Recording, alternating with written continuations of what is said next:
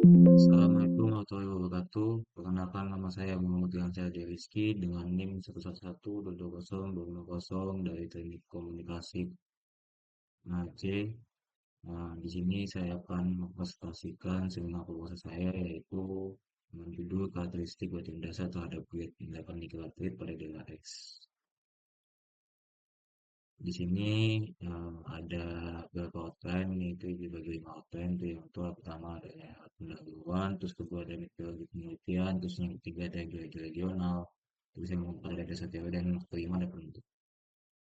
Untuk pendahuluan sendiri itu adanya latar belakang, yaitu latar belakang menjadi adanya 4 poin, yaitu adanya poin utama produksi nikel utama di Indonesia sebagai pusat berasal dari endapan laterit yang banyak terdapat di Indonesia bagian timur.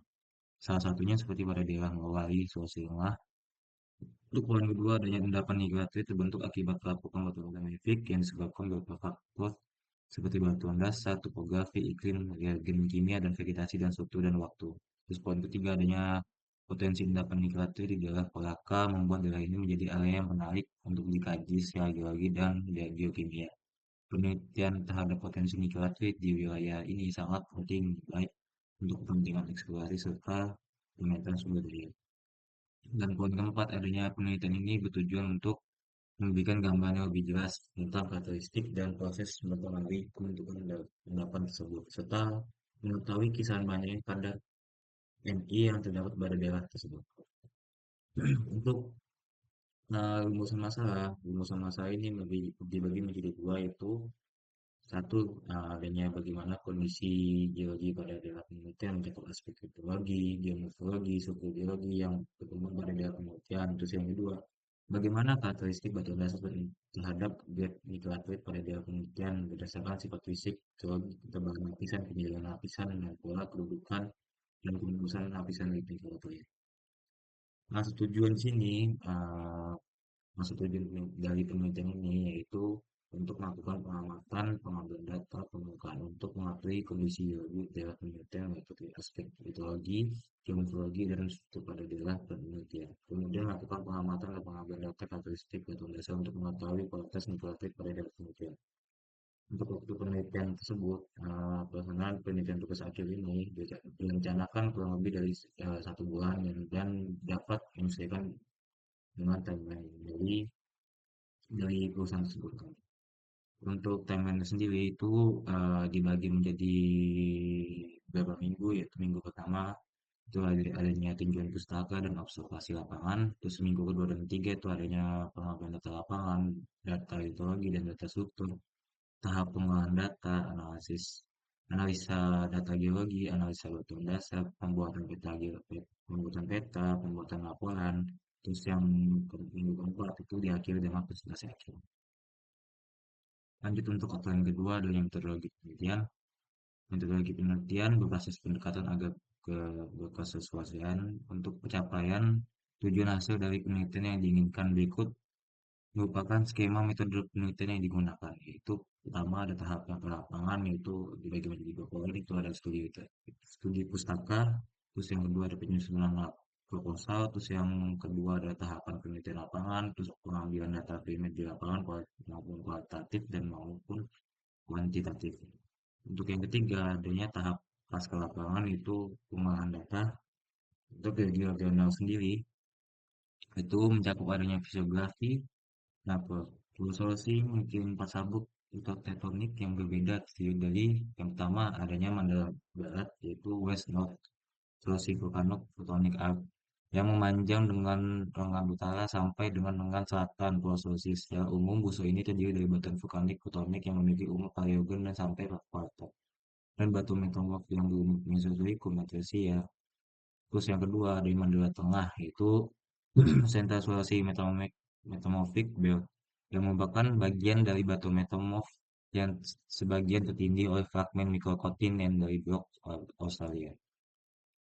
Untuk yang ketiga adanya Mandala Timur yaitu East Sulawesi Ophiolite Belt yang merupakan sebuah kompleks ophiolite dari keraton samudra yang terdiri dari batuan-batuan metamorfik dan batuan sedimentarial Miocene. Terus yang poin keempat adanya fragmen benua Bagai Surai dan tukang besi. Tersebut bagian timur Sulawesi mulai dari lengan timur Sulawesi sampai ke Kepulauan Tukang Besi yang merupakan pecahan dari tepi utara Australia yang membawa batuan metal. Untuk stratigrafi regional ini adalah peta geogeometri Poso yang dimana dari Simaluntak. Terus adanya stratigrafi regional. Nah, penelitian ini berada pada kompleks tektonik yang menurut peta geologi Poso stratigrafi dibagi menjadi empat yaitu adanya alluvium endapan pantai, formasi Puna, tiga adanya formasi Poso, dan empat ada formasi Tomata. Untuk mengenai geologi Sulawesi Timur sendiri itu mungkin ada empat juga yaitu ada formasi Matano, terus yang kedua ada Batu Gamping Malih, dan ketiga ada kompleks Kompageo, dan keempat itu ada kompleks Utomefik. Berikut sebelah kiri itu ada ya gambar stratigrafi regional peta Poso Sulawesi Tengah, Sulawesi Tengah. Untuk struktur geologi regional sendiri itu dibagi menjadi ada yang empat, yaitu ya, pertama adanya tektonik ekstensi Mesozoikum, terus yang kedua ada tunjangan Paleogen, terus yang ketiga ada tunjangan Neogen, dan keempat ada ganda kuarter. Untuk tren yang ketiga ini adanya dasar teori, nah dasar teori tersebut batuan ultramafic, batuan ultramafic maupun batuan olivin, magnesium Mg2 SiO4 yang tinggi dan rendah SiO2 yaitu kurang kurang dari 45%, batuan ultramafic yang dapat dijumpai batuan beku petonik yang ditemukan di kerak maupun sebagai batuan metamorfik berasal dari mantel. Batuan ultramafic tersebut tersusun dari atas minyak prima olivin yaitu hidroksen dan horgen yang mempunyai warna gelap dan dalam keadaan segar. Penguraian minyak prima tersebut menyebabkan unsur-unsur yang terbawa pada larutan kemudian akan mengendap pada suatu tempat tertentu. Proses ini berjalan secara dinamis atau lambat sehingga terbentuk profil yang merupakan pengembangan dari tahapan naturalisasi yang sebagai ini menggambarkan tentang klasifikasi batuan otomatik tersebut. Bisa dilihat kalau misalkan adanya peridotit, terus adanya peroksidatif, sama yang ke bawah itu adanya peridotit, terus itu peroksidatif dan konventit, yang dimana piroksen dan konvent ini bergabung di satu saat, di satu momen. Terus lanjut untuk endapan nikel atrit. Nikel itu merupakan hasil proses pelapukan kimia dan fisika serta pengkayaan batuan mafic dan otomatik pembawaan Ni silikat di daerah iklim tropis dan maupun subtropis dalam kurun waktu geologi. Secara kimia dan fisik, biji nikel tetrate dapat digolongkan menjadi dua jenis, yaitu biji nikel sakroid itu adanya silika dan hidrosilikat, dan jenis limonit itu adanya oksidasi dan hidrosida. Terus umumnya ada dua faktor yang memulai pelapukan batuan yang membentuk endapan hidroaktif, yaitu pelapukan batu yang diakibatkan proses fisika yang dipengaruhi oleh angin, air, atau es, tumbuhan, dan binatang, serta pelapukannya digagalkan oleh faktor kimia yang disebabkan adanya kontak batuan terhadap air dalam hal ini muka air tanah. Oksigen dan karbon dioksida dan inorganik dan organik memiliki sifat asam yang mengakibatkan sifat kimia tersebut bercampur menjadi satu. Untuk garis endapan nikelatoid bisa dilihat sebelah kiri itu ada pembentukan nikelatoid dan sebelah kanan ini ada penjelasan dari endapan nikelatoid, yaitu proses pembentukan endapan nikelatoid diawali dengan air hujan yang mengandung CO2 akan meresap secara vertikal dari permukaan tanah hingga ke batas muka air tanah. Setelah mencapai muka air tanah atau zona saturasi, pergerakan air lebih bersifat lateral. Makanya bisa dilihat kalau misalnya dari gambar sebelah kiri itu kan ada yang namanya water table, dan di sini kan ada pembukaan tekanan kan. Makanya di mana di sini ini sebagai batas water table.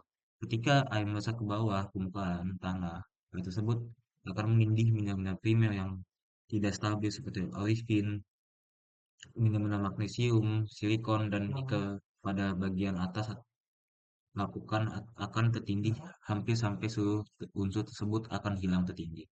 Zona ini dinamakan zona pelapukan atau zona limonit.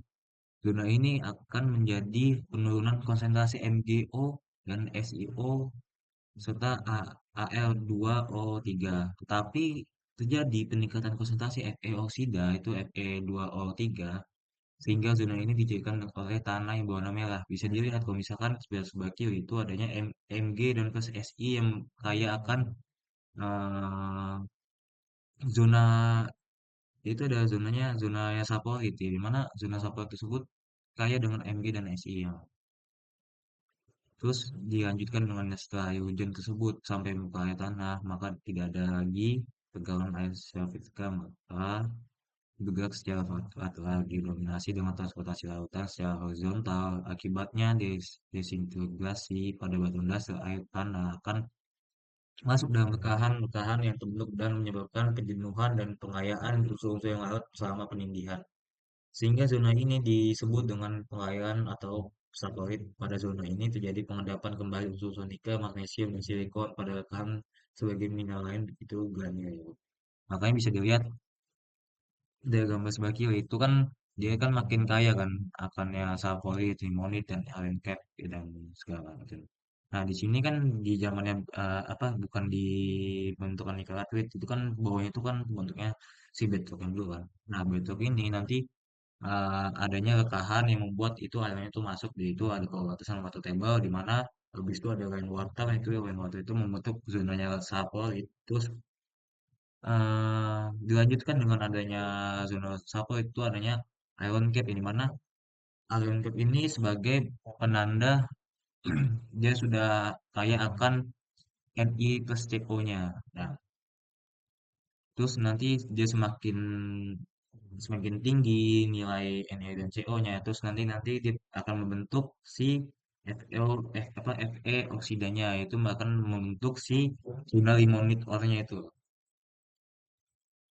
Dan dasar teori selanjutnya adanya faktor pengontrol penerapan nikelaterit itu menurut Ahmad 2008 faktor pengontrol yang dipengaruhi pembentukan nikelaterit terdiri dari adanya batuan asal, topografi, iklim, reagen, kimia, dan vegetasi dan struktur dan waktu. Dasar teori selanjutnya ada yang profil nikelaterit, yang dimana pembagian zona laterit menurut Ahmad 2008 sebagai berikut ya, ada yang zona periset, zona limonit, dan zona sapura dan bedrock. Nah, zona bedrock ini dia akan yang saya bilang tadi, zona bedrock itu adalah di mana water table dan rekahan itu kebentuk dan terus dia akan membentuk set rock, terus dia akan menerus dengan ada bentuknya saploid, terus dilanjutin dengan ada limonit dan riset. Nah, zona riset ini adalah pembentukan paling terakhir dari zona-zona yang lain. Terus zona limonit itu zona-zona tahap sebelumnya terjadinya sulfurid. Di mana limonit ini kaya akan dengan adanya Fe dan Mg dan Ni dan Co bisa dilihat kalau misalkan apa besarannya itu adanya 40 sampai 50%, terus MgO-nya itu ada 0,5 sampai 5%, dan Ni itu 0,8 sampai 1,5%, dan CO itu 0,1 sampai 0,2%. Terus untuk sulfuridnya tersebut itu adanya 10 sampai 25%, terus 15 sampai 35%, 1,5 sampai 3%, dan 0,02 sampai 0,1%.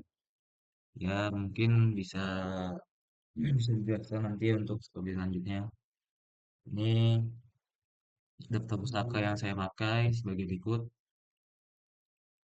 Nah, sekian terima kasih sudah mau mendengarkan presentasi seminar saya pada hari ini. Mungkin kalau misalkan ada salah kata atau ucapan yang tidak kurang mengenakan, mohon dimaafkan karena saya tidak akan selalu sempurna. Sekian dari saya. Wassalamualaikum warahmatullahi wabarakatuh.